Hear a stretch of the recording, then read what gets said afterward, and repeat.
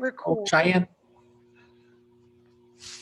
I'm not sure who Jazz is, but hello. Daleena Ewbank is here, our guest, and she is a 1990 LHS graduate. I'm not sure if I should, I mean, it's 11:02, so we can probably do introductions and people will just come in as they can.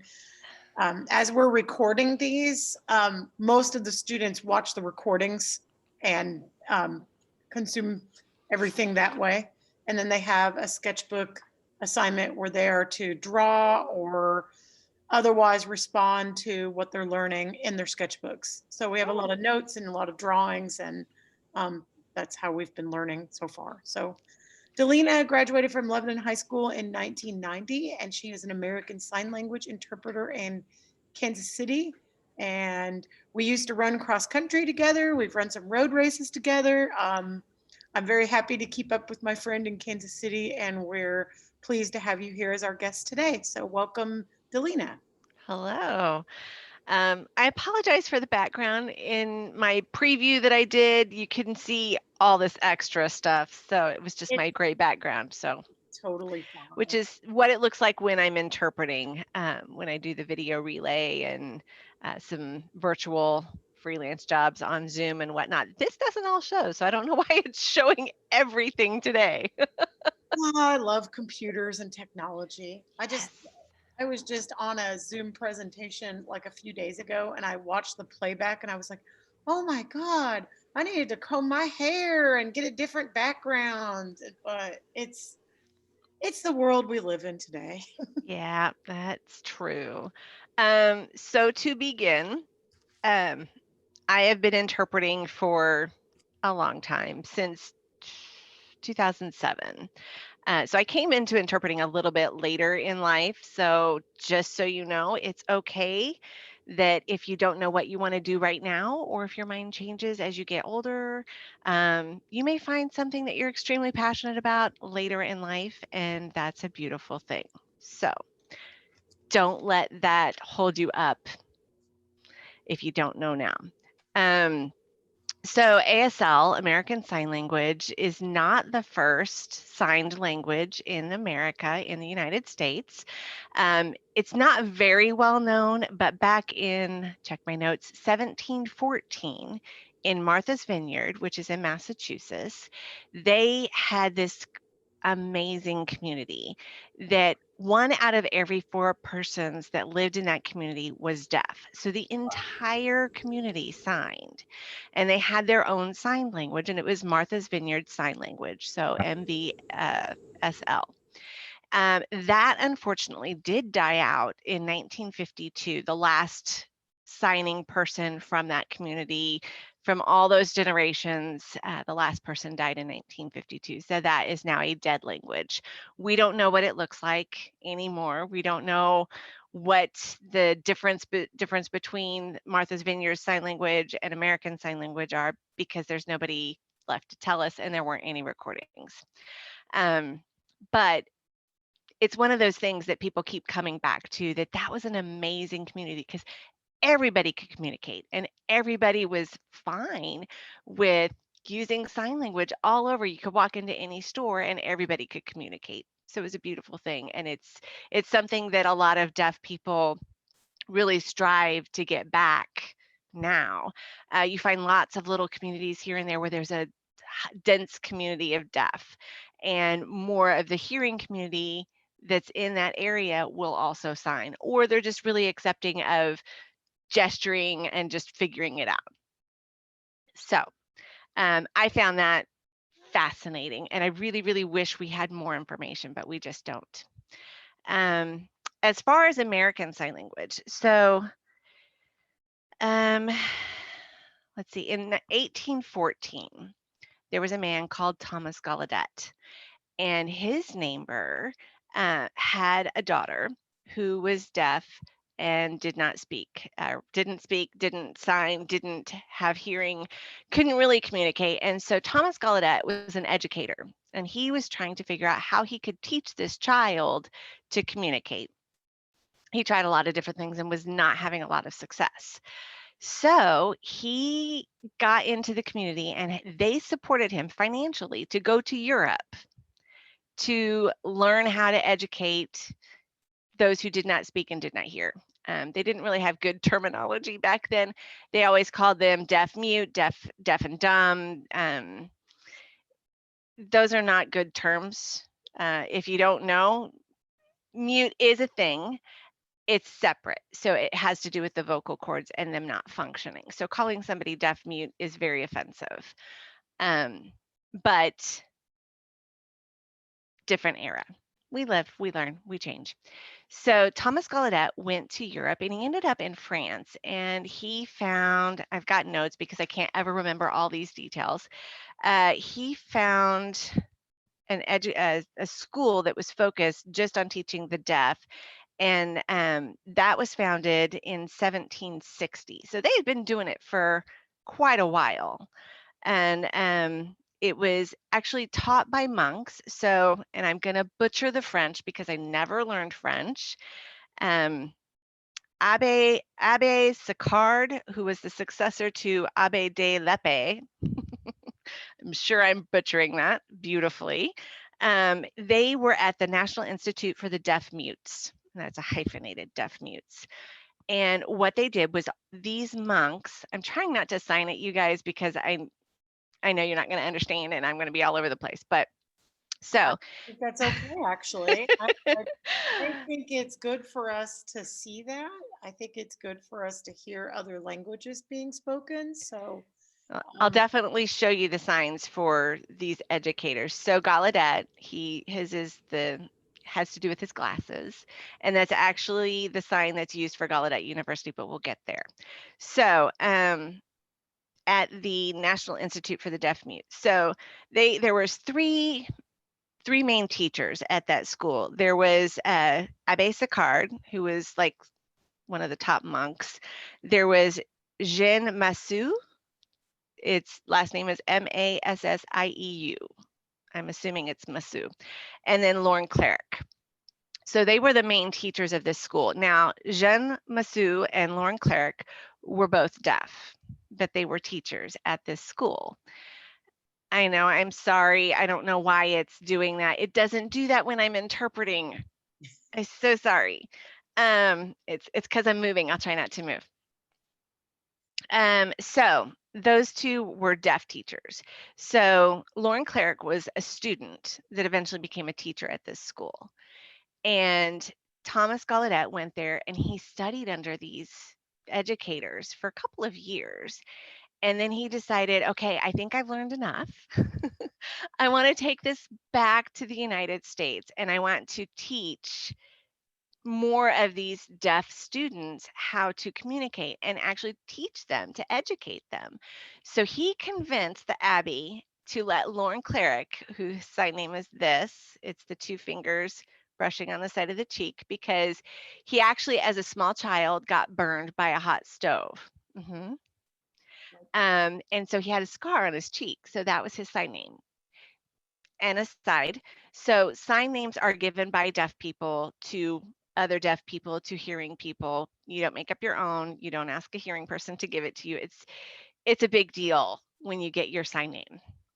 And so it's either something to do with how you look, or it's just kind of like a generic letter that's doing a thing. So it's either just arbitrary, or it has to do with something to do with your personality or how you look, or it's connected in that. My sign name is this because of my dimple. I have one dimple and it's the letter D. So it's a twist on the cheek. So that's my sign name. And I got that a really long time ago when I was doing a intensive ASL camp. While I was going to school to become an interpreter, I went in the summers to these camps to not lose my skills, because if you don't use it, you lose it. Back to the point. So, and I apologize. Deaf do this all the time. So we get off topic, we go back to the point, we get off topic, we go back. So bring me back if you need. Yeah, it's back and forth. So this is your point, this is your goal, but you get a little off, but you keep coming back on the other side of your finger. So this here. Okay. Winding roads, rabbit trails, you know. So they came back. Cleric and Gallaudet came back to Massachusetts to, well, was it No, Connecticut, Hartford, Connecticut. They came back to Connecticut and started working with the little girl, Alice Cogswell. That was the little girl. She was 9, I believe, when Thomas Gallaudet first started this journey of trying to teach her. So they came back and he set up a school. Trying to see if I wrote down the name. Yes, the American School for the Deaf was first established in Hartford, Connecticut. So they taught, this was the first public free school for the deaf in the United States. And I believe it's still there. It may have gone through some transitions, may have gone through some name changes. But then Thomas Gallaudet's son, Edward Gallaudet, loved what his dad did and followed in his dad's footsteps. So Edward Gallaudet became the superintendent of the Columbia Institute of the Deaf, Dumb, and Blind. Again, terms that we don't use now, in Washington, D.C. Over the years, he was so passionate about deaf people being equal and learning and all of this that he decided to petition Congress to be allowed to give college degrees to his students. So in 1864, that happened. They were able to give the first degrees, college degrees, to their students. And that, I mean, that's not that far from when Thomas Gallaudet first started his journey. In 1864, the National Deaf Mute College opened. So it went from this school that was like, you know, all the grades plus a little bit of college into an actual college. So that was a big deal. That later transitioned into Gallaudet University. Well, it became Gallaudet College and then Gallaudet University. So, which is still the only deaf university in the world. So that's the only place where you can go and it's 100%, every class is signed. Every class is signed. There are hearing professors, there are hearing students. However, it's really focused on just having the deaf community be educated. Renamed in 1893 as Gallaudet College. Now, Eric is asking if you've been there. I have not, but I have some of my from my ITP interpreter training program, some of my cohort, the students that were in my class, a couple have gone there. You can get your master's degree in interpreting there. I have not been. I would love to go someday. They have so many great programs there. It's tough to get into their interpreting program to become get your master's degree. So, but I know people who've gone there and they were educated with me. So, Oh, and Shy says that she's trying to learn ASL, so she's fine with you signing as much as you want. I do have some resources that I will share at the end, if that's okay. Thank you. And okay, so most of you probably heard of Alexander Graham Bell. Yeah, Oh, yeah. He's infamous in the deaf community. Oh, his mother was deaf. His father came up with we'll call it a cued language, because it was a way to show what's being said, but the focus was on being said, not using the hands. And that had a lot of influence on Alexander Graham Bell, AGB, as he's known in the deaf community. He's very what they call oralist, so very focused on speaking. And he actually married a deaf woman as well, who had been a student of his. We're not going to talk about that. But Alexander Graham Bell also had a very negative view of like a deaf person marrying a deaf person. He was adamantly against that because he didn't want the world contaminated. And that was a word that he used by creating more deaf people, even though a very small percentage of deaf people are born to deaf people. It's actually, I think it's 80 or 90% of deaf babies are born to hearing parents. And it usually is something that happens because mom got sick. German measles is a huge, huge thing that causes deafness. High fevers, accidents, just random things that happen. My It's husband's very, brother. very rarely genetic.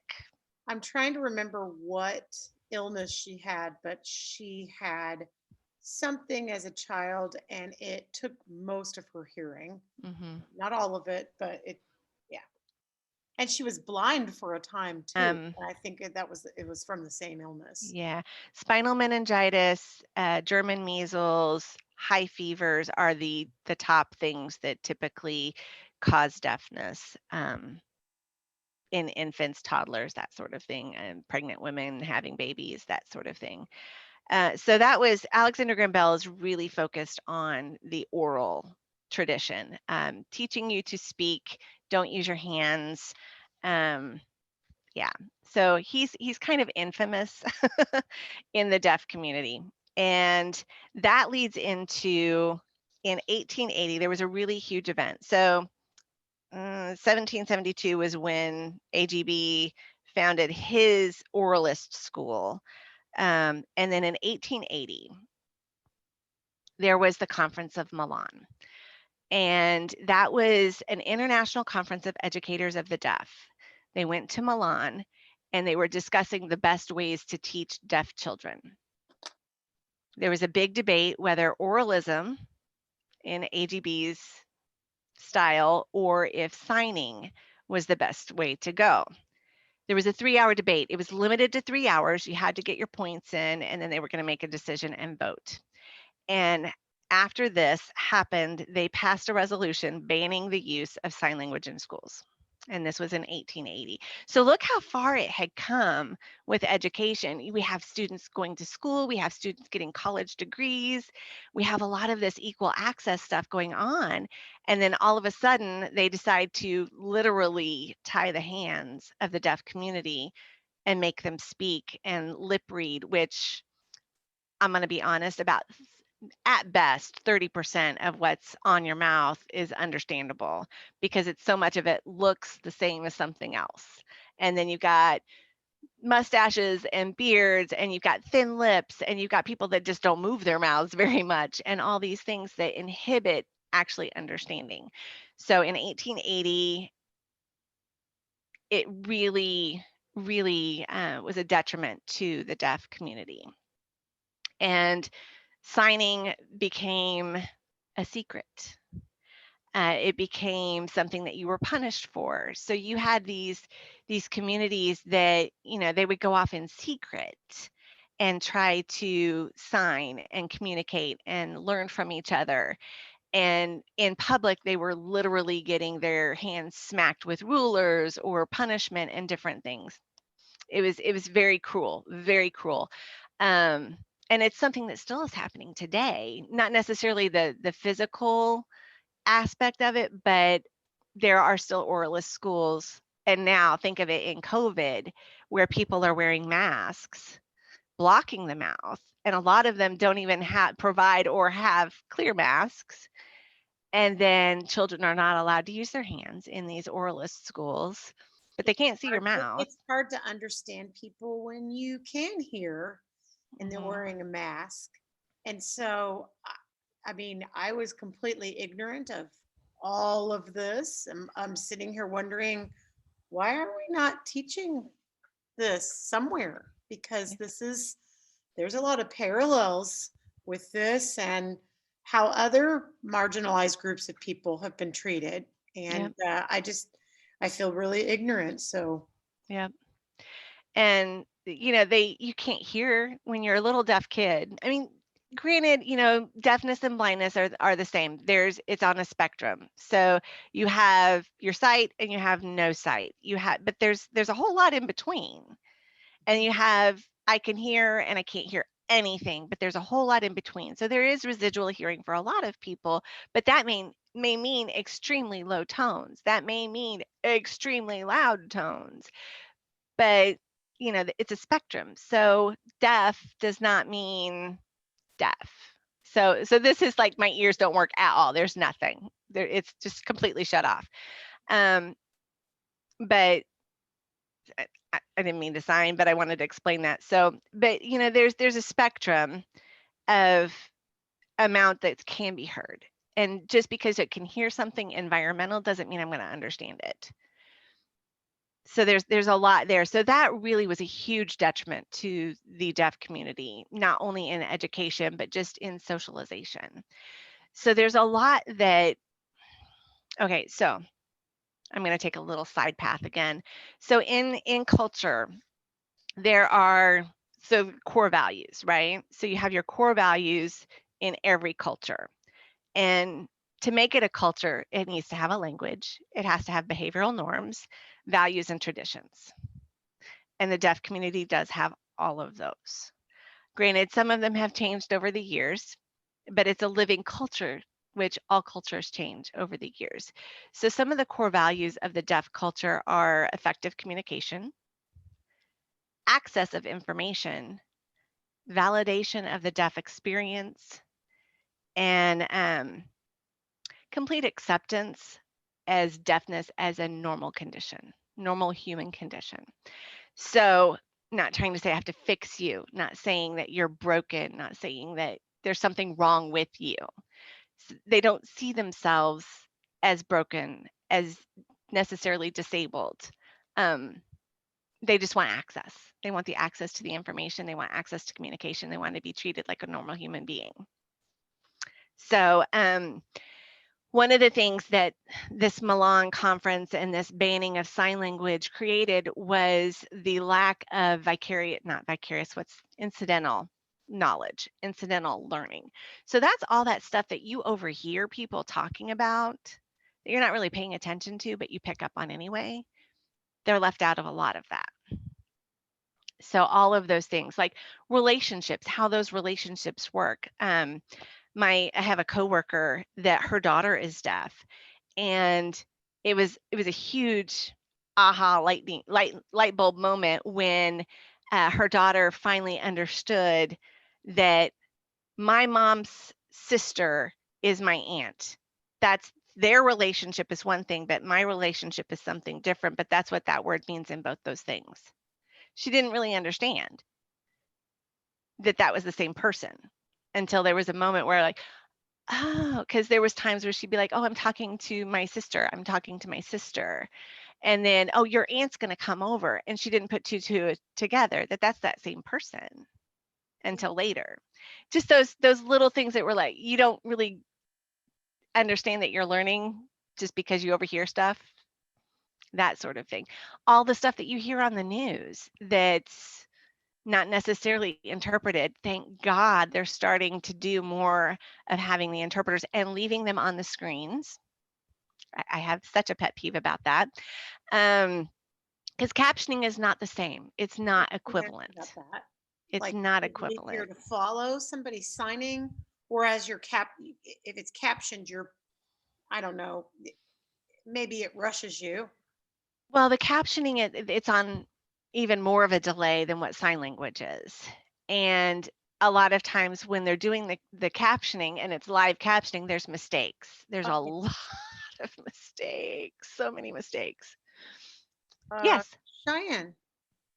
Sure. Sure.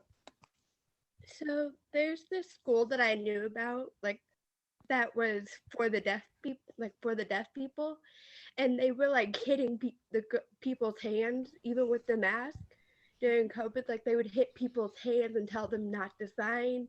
You have to read lips, and that's it. And Mhm. people are still trying to change that to this day because that school's still open.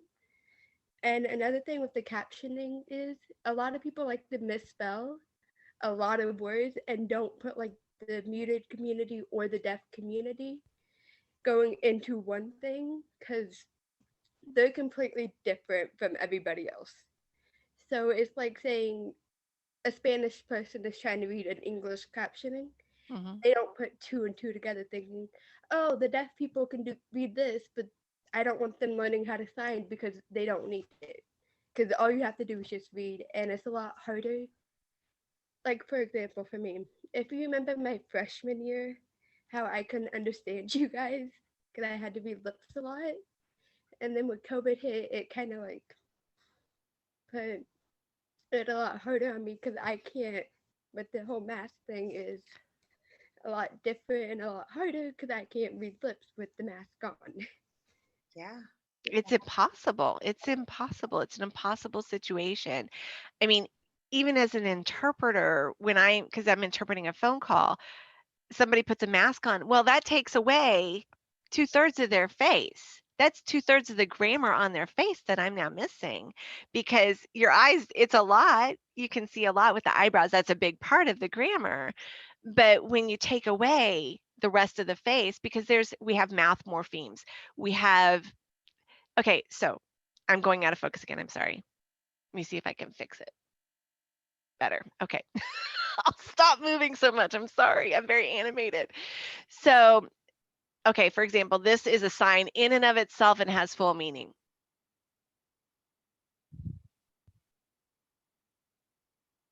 Interesting. Interesting. Interesting. It's like, I get it. Uh-huh. I get it. That's what the nose thing means. And then that whole mouth thing, those are two signs completely blocked that I can do that have full meaning in and of themselves without my hands. Don't need that phone call, sorry. So when your face is blocked because of a mask, it really inhibits the language. You have mouth morphemes where your cheeks puff out. That means a thing. That adds to what my hands are saying. There's just so much that gets missed when we're wearing masks. And then add that to a layer when some people also come on and they're wearing gloves as well. I had somebody the other day, not even kidding, had a hat, had sunglasses, had a mask. And I'm like, oh, this is going to be fun. This is going to be super fun. I've got no face. I've only got hands. I got nothing. And it's a challenge. It's such a challenge.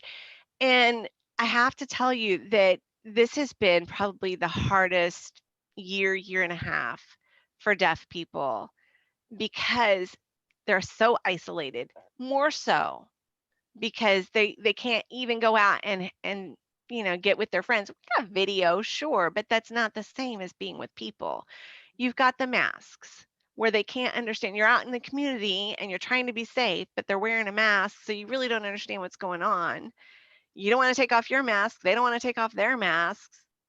You know, communication is completely inhibited. And then you've got just the normal language barrier of they don't understand sign. So okay, I'll put it on my phone. I'll put it in a text on my phone and I'll show you, but you don't want to touch my phone and I don't want you touching my phone. There's so much, so much. It's been so hard. And I'm not even going to start with the deaf blind community because then there's the touching, because with them, like, you have the tactile sign language. So their hand is resting on your hand. That's scary right now. So there's just, and that's a whole other topic. I'm sorry I brought it up now because that's a whole Right. different rabbit hole. It's a lot to consider. It So, is. I mean, It is. I so appreciate your perspective and your background because it's making me think about things that I really haven't had to consider. Yeah, yeah. That's why I have face shields so that my whole face is open if I have to go out into the community and I'm working with a deaf person. So they get all the information and I have extras so I can share. Because it's necessary. I need to understand you, you need to understand me, you know. I'm going to try and get back on track. um How the did you next get started in Yeah. interpreting? Okay, so many years ago, I was at a church function and I saw a woman signing on a stage. Now, I had always seen the little woman in the bubble, the oval, on TV, which that sadly that kind kind of went away and they stopped doing that as much. And I really wish everything that they would just bring that back. And I think it's getting better. I really do. I think that, you know, with NAD filing some lawsuits and getting some prominent people to do during their news conferences, have the interpreter always accessible. A lot of that has changed. So anyway, I had seen this lady signing on a stage and I was fascinated. And the school I was going to at the time had previously had an ASL program that was done like a foreign language, and they had shut it down. And I was really sad. However, they still had all the books and the videos in the library. So I was constantly borrowing, and learning in 2D is just, it's impossible. You can learn a little bit, but actually seeing and understanding the signs, like in this format, I can turn to the side and I can show you, and I can turn back and show you, and I can turn to the other side and show you, and can get more of a 3D view of it. However, when it's on a videotape, because back then we didn't have DVDs, when it's on a videotape or it's on a page, it's not the same. And I'm sorry, those drawings of hands trying to do the signs that are moving, it's just not the same. And you're like, well, which way is it? How does it move? Is it like, you know, it just doesn't make sense. It does not make sense. So that's something that learning in person, it's vital. Vital. So that was one of those things I just kind of kept in the back of my mind, and I waited until I found a school, which was William Woods University in Fulton, and I dove headfirst, and I started learning all the things. And the more I learned, the more I fell in love with the culture, with the language, and with the people. And when I would go to my classes, because I was a mom, I was running what's called an ISL, individualized supported living home at the time, which is like a group home for developmentally delayed individuals. These were grown men that functioned about like an 18-month-old. So I was doing that as my job full time. They lived in my house. I was taking care of my 3 kids, and I was going to school. I wasn't doing much. So when I would go to class, and I would have one class, and then I'd have an hour or 2 break, and then I would have another class, I would stay and I would hang out in the ASL lab with the deaf tutors, and we would talk and we would chat, and it really ingrained that language even deeper, so that it became a part of me, so that, you know, it became more of a passion and not just something I enjoyed. It really became a part of who I am. So that was how I became an interpreter. And that I started classes in 2004, and I graduated in 2007. So it was a little later in life, but I wouldn't change it for the world, because I had some learning to do till I got to that point.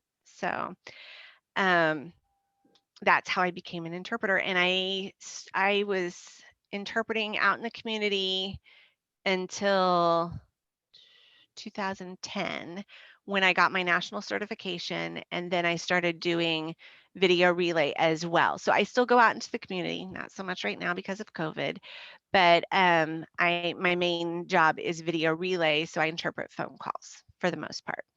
So it looks a lot like this, only it's just me and the deaf person on the screen, and then I have the hearing person in my headset. So Wow. yeah. That's Any really other questions about how I became an interpreter or what that looks like? Nope. Cool. Couple of big important steps. So when do you think video relay started? When do you think the first video phone and video relay service began? If you had to guess. 1980. It's not a bad guess. 'Cause that's when digital photography became a thing. So it might be shortly after that. Would you believe that, let's see, the very first video phone, did I delete that? No, 1964. Wow. So the TTY was invented in 1960, and the very first video phone was in 1964. However, that being said, it really didn't become well known and highly used until early 2000s. So that was a long time for it to kind of grow and improve. And it was, I don't know if you've seen like the miniature TVs from the 1960s that are like, the screen is this big and then it's like a giant box around it. It was like that. So it was not real practical. And I'm sure the video quality was sad. But it was in the 90s. It was like a garage sale purchase, and my husband thought it would be a great thing to take overseas, except it was like tiny little screen like this, and it was a box about this long, and we ended up leaving it on a step somewhere in Brindisi, Italy. I hope they didn't think it was a bomb. I can't even imagine how bad the video quality would have been on that kind of a device, because it was crap, and it was not worth dragging to the other side of the planet. I thought it was stupid. He's not here for me to hear that. I thought that was a stupid thing to do, that we couldn't do without television for a month. And then you did, right? And then we did. Like, I don't even remember I don't think we could pick up Israeli TV. I think I remember him using it to like look at video that we had taken or something with our, big ugly cam. Anyway, it was fun. Yeah. So 1964. And it has come so far since then. So other highlighted points in the history of deafness and ASL, 1970 is when they started with closed captioning. 1970. In 1973, they did the Rehabilitation Act that prohibits discrimination. 1988 was a big year. I don't know if you've ever heard of Deaf President Now and at Gallaudet. So they had never had a deaf president of the university. It had always been a hearing person at a deaf school. The whole point is to educate deaf people. It's a deaf university, always taken control of by hearing people. So they were about to have a new deaf president, or a new president of the university in 1988, and the students were fed up. They'd had enough. They wanted somebody that was like them, in charge of the university. So they protested. They took to the streets, and they had marches and they had sit-ins, and they demanded Deaf President Now.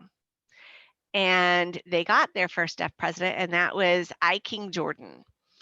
And he was the first deaf president, and all the presidents since then have been deaf. There was a little moment not too long ago, I don't have the date, but there was a hearing person that was going to become president again. They were like, no, we're not going to go back.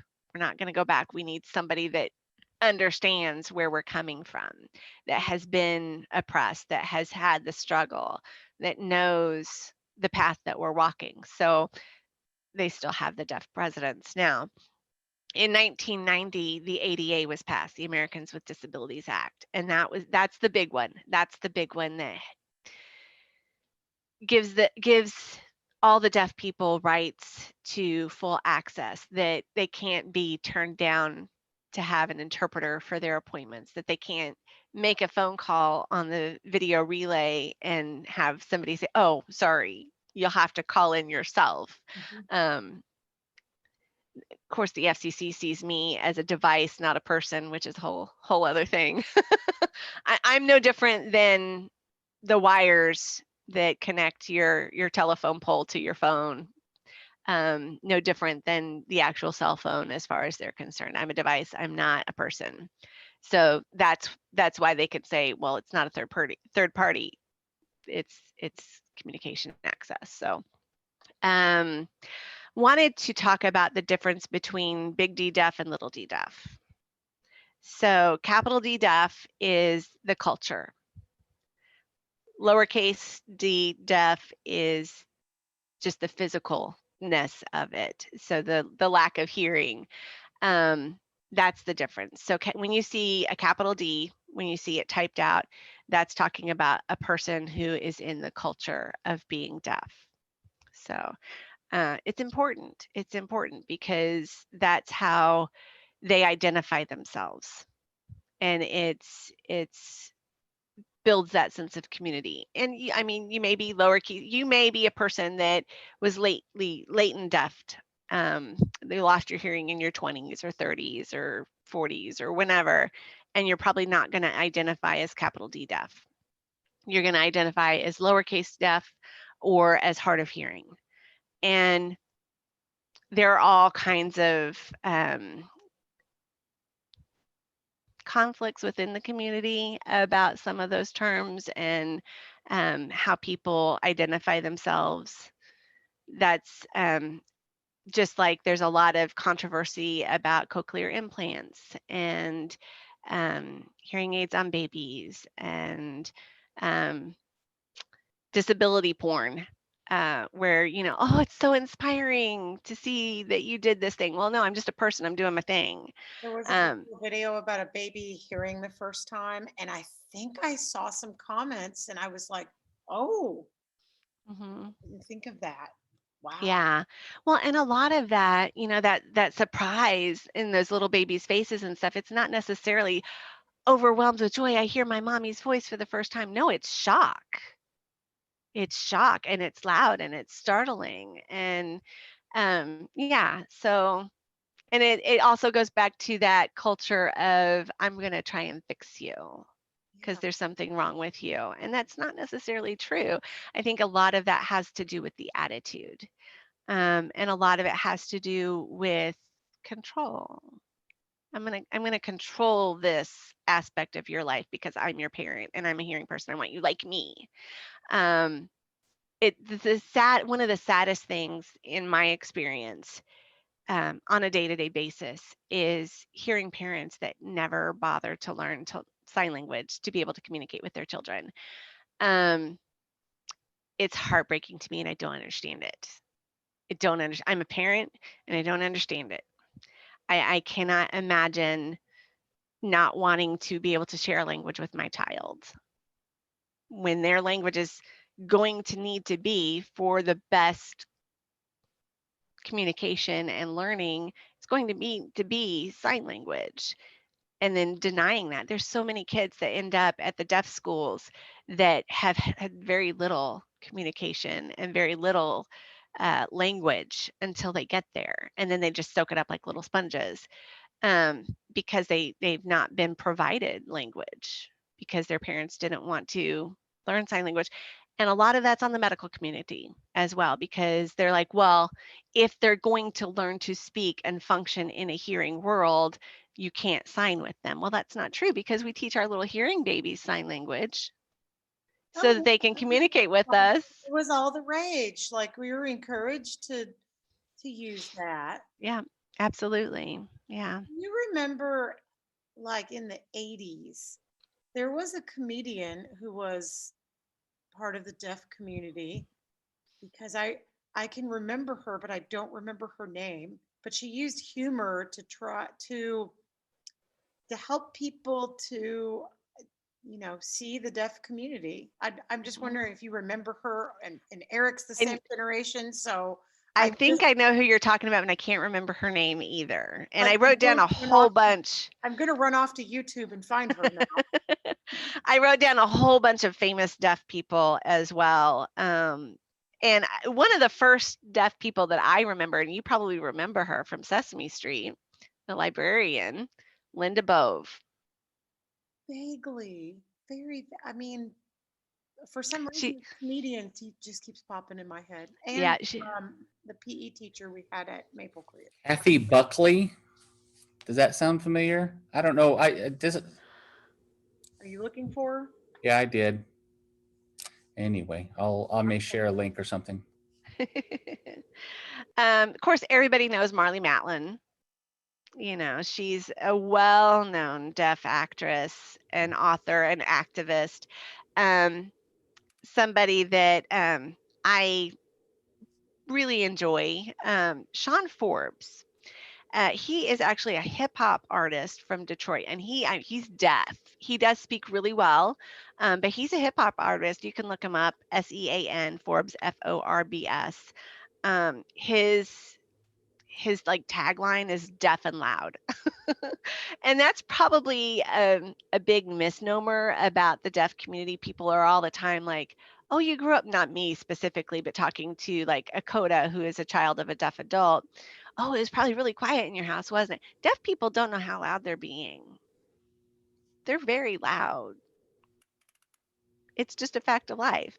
Let's see, Niall DeMarco, model and actor. Let's see, CJ Jones, he is amazing. He is a Black deaf actor, comedian, writer.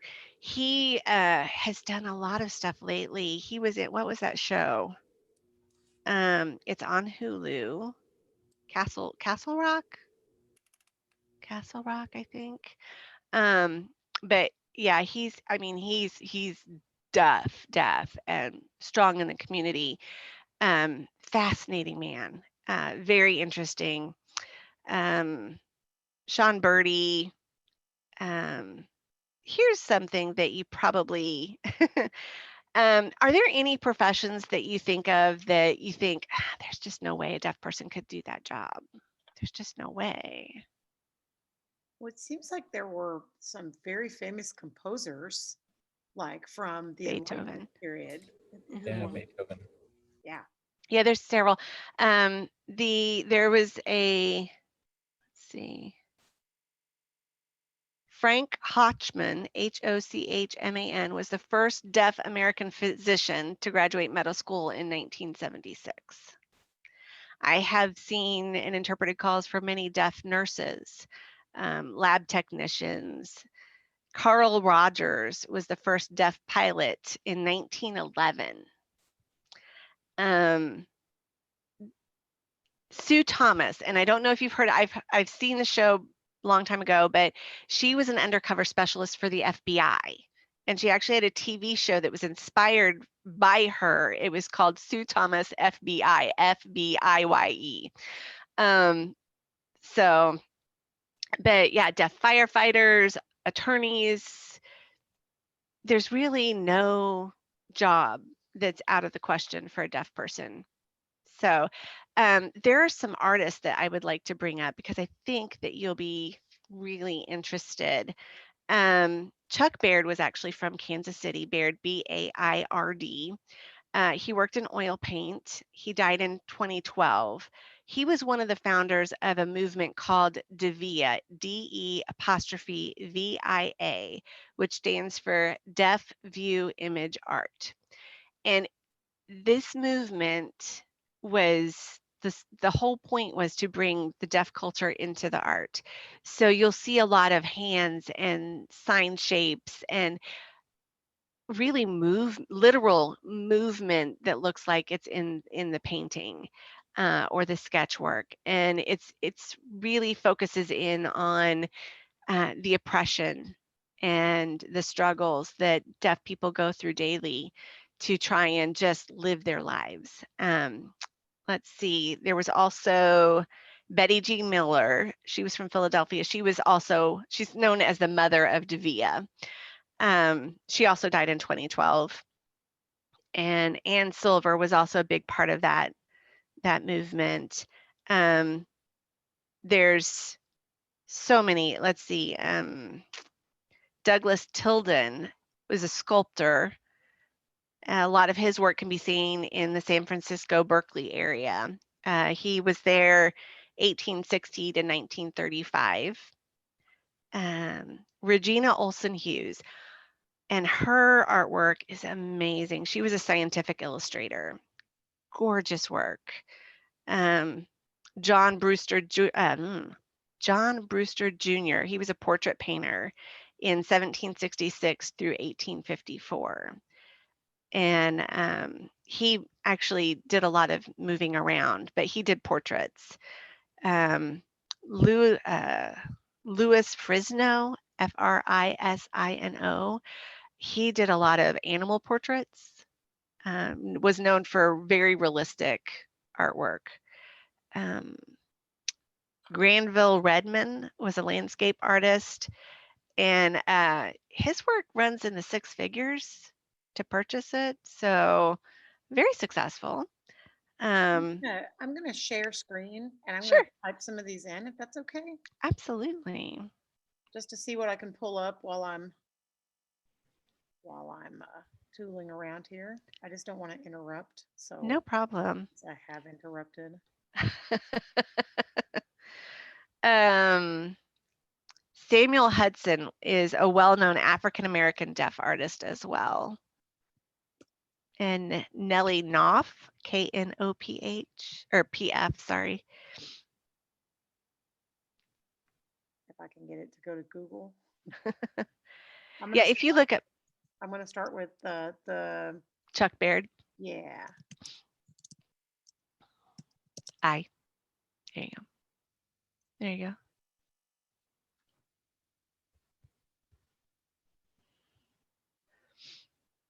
Oh wow. You see how the hands, Yeah. So can you look at some of this and understand what is being yeah. done just from So the one he's doing the heart. He's doing the heart, and that's actually like the sign for heart. It's interesting. And then this one, that's color, and you'll see each finger is a different color. Oh, wow. America, the sign.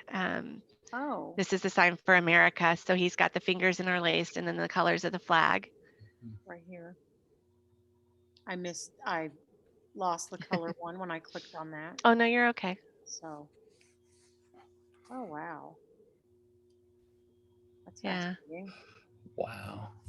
The one where the water is over the face and the ears or over the eyes, that's just very vivid, pretty intense. Yeah, I mean, his artwork is just Here it is. amazing. Sunrise. So that one in the top corner there, it's got the sky and you can see the arms kind of overlaid. This is the sunrise. Mhm. So that's actually the sign for sunrise. Yes. And then the one that it looks like it's going to be a self-portrait, it's got the white shirt and then the hands. Mhm. This is the sign for art. So art. And so he's depicting the artist through the sign. And the picture of the ear with all the mechanical stuff, that's definitely has to do with the cochlear implant and all of that, trying to fix people. It's the sign for a turtle, and he's got a turtle in the picture. Oh, that's delightful. And then owl too. Yeah.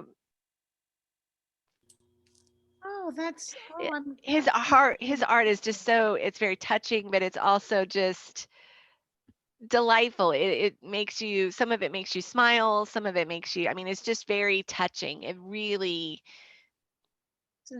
just the combination of, knowing the signs and then adding in the beauty of the art. It's just, that picture of Betty G. Miller's there with the hands shackled. It looks like a sketch and the hands are all broken. And that definitely has to do with the oppression and the shackling of the deaf community and not being allowed to sign. And that's probably one of her most famous pieces, because I've seen that all over. I really want to show some of this to my students next week. I mean, Absolutely. of course, I hope that they're supposed to watch these to this part. Mm-hmm. But if they don't, I'm probably going to go out there and find more of these artists. I can send you, if you didn't get them written down, I can send you the list, the names that's of the different ones.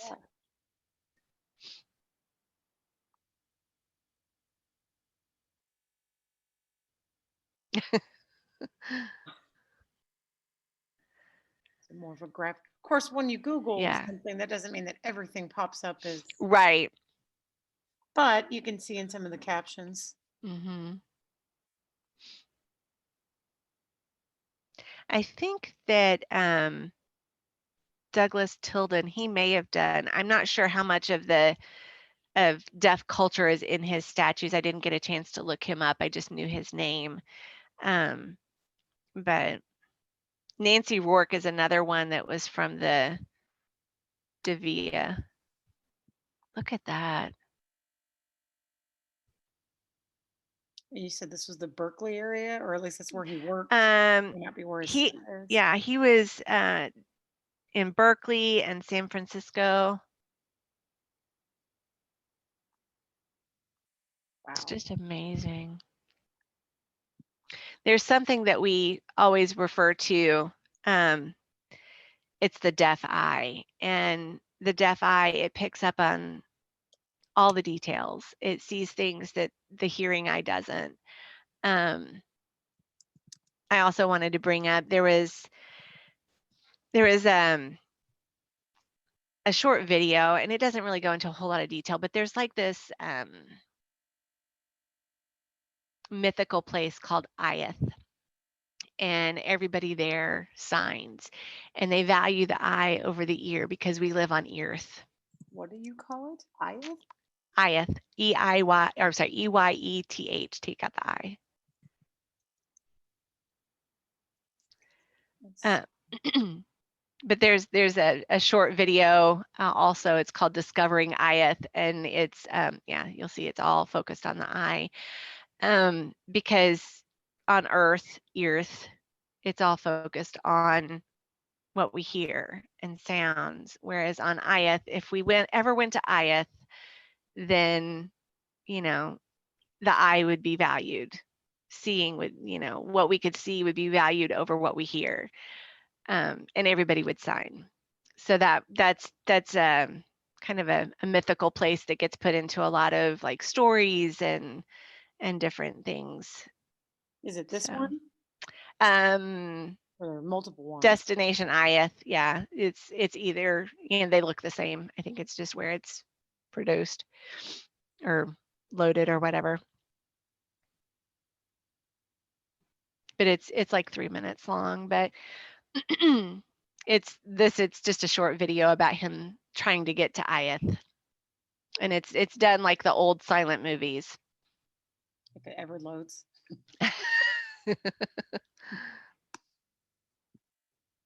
Hopefully it will. We'll see. Maybe running it through Zoom. Yeah, it probably slows it down a lot. I also wanted to give you the resources that I had as far as, yeah, that's super choppy.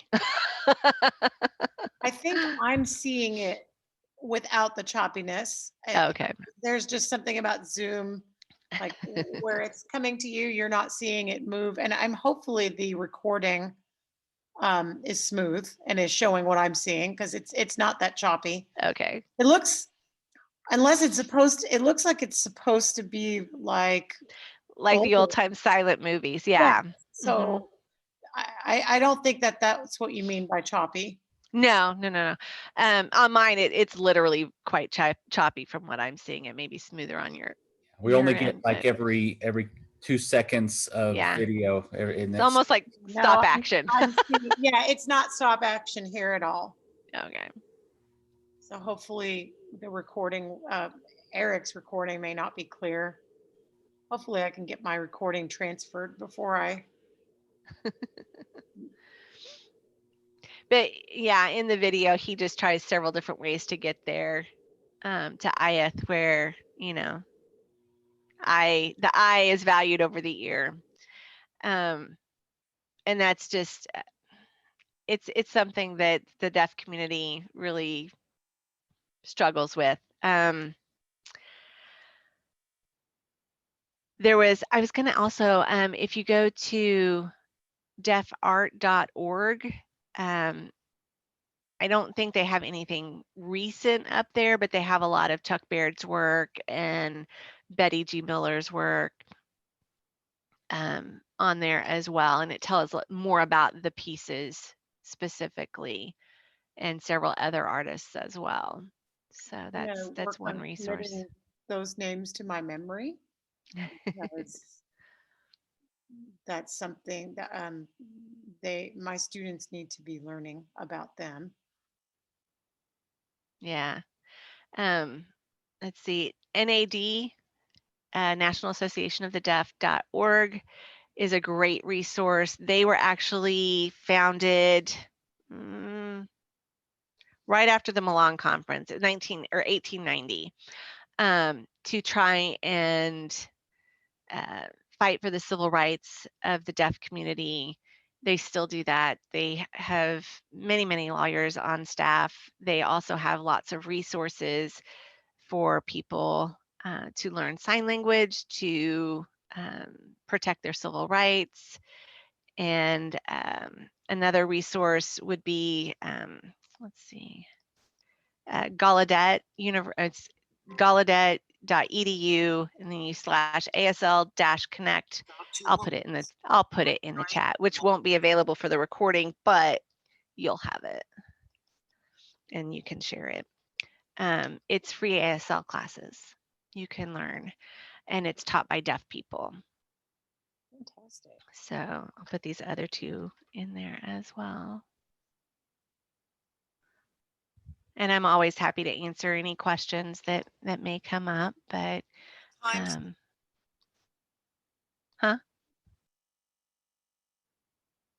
closing out a window that was trying to shut off a video because I need to turn the autoplay off. This has been fascinating. I've been learning things that I really knew nothing about the entire time. So I really can't thank you enough for your time and your knowledge and your resources. And I'm going to hopefully build on this because this is important. This is part of what we should be doing in the classroom, is taking the perspective of others and learning about other cultures. And so thank you so much. Thank you, Shai, for I have to give Shai some credit because she made me consider this.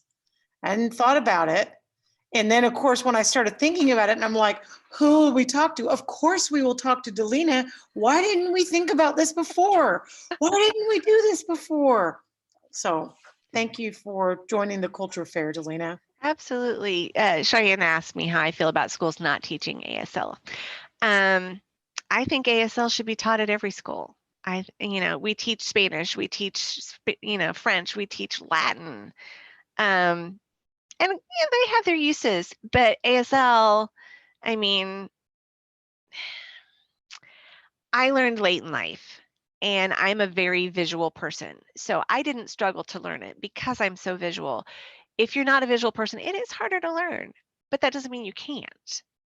And even knowing a little bit can go a long way when you come in contact with a deaf person, which I meant to say, with Martha's Vineyard, it was 1 in 4 were deaf. And in 2011, they did with the census or whatever, it was like almost 4% of America is deaf. And, that's a significant amount of the population. And there's so many uses. I can talk to somebody that knows sign language across the room. I can talk through a window. I can communicate in so many different ways. I don't have to shut up when I'm eating. There's so many ways that it's a benefit. So yeah, I think it should be taught. And I think, little babies can learn to sign before they can control their vocal cords. And I've gone blurry again. I'm sorry. I'm moving around too much and that didn't help. But little babies can learn to sign because they can do gross motor skills with their hands and produce signs that can be understood long before that bothers me. I'm so sorry. There. Before they can control their vocal cords to be able to produce words. So I have seen several month-old babies, like 4 or 5 month old babies that can actually communicate their needs and wants. Whereas, they can't vocalize it, but they can tell me through their hands. And baby babble in sign language is just the most precious thing ever. It's adorable. But yeah, I think it should be taught. I think it would be a benefit to every hearing person to know sign language, because even as you get older and we lose our hearing due to age, then you've got something to fall back on. Just my thoughts. I've found myself needing the closed captioning, and I just blame all the other noises in the room. But I leave it on all the time, because sometimes they put stuff in there that you can't really pick up on with your ears. Like they'll background conversations and they'll actually caption it. we have a colleague here in the art department who wears hearing aids. He lost some of his hearing working at Marathon Electric with my grandmother back in the 80s. Yeah, or rocking too hard back in the 80s. 90s. Yeah, my husband had a poster on his wall when he was a teenager. It said, if it's too loud, you're too old. And I think he's fallen into the second category now. So he has some hearing loss from it. Daleena, thank you so much. My hearing's depleted because of body surfing. Oh, the waves crashing into your the water damage. Yeah. If you want to share my email with your students, feel free to. They can always shoot me questions or ask for resources. I'm happy to help as I can. I know that we have several students that are actually going to be using this for the project that they chose to do. So all of the students are watching this. Eric plays them in class. I tell them that they have to go out and watch them. And sometimes I play them in class too. And I suspect we'll be using these videos as resources for some time now. Sure. So thank you Absolutely. so much. And how do we say goodbye? Just Bye. like this? Yep. Not great. Well, thank you so It's much. not like I didn't already know. Some of it's just instinctual. It's natural. So How do we tell you to have a nice day? have a nice day. Okay, that you Have. wrote down. Have. Okay. A nice Left hand. So this is my non-dominant hand. This is the hand I write with. Okay. Just cleaning it off. Nice. That's it. Okay. Day. So it's the letter D. Day. I will work on that. So have a nice day. No, it's always, you usually use your left hand because you know how you make the letter L? Like with the alphabet, with the letter L, you use your left hand to do that. So that's like your dominant signing hand over your right hand. Oh, that's what's tripping me up.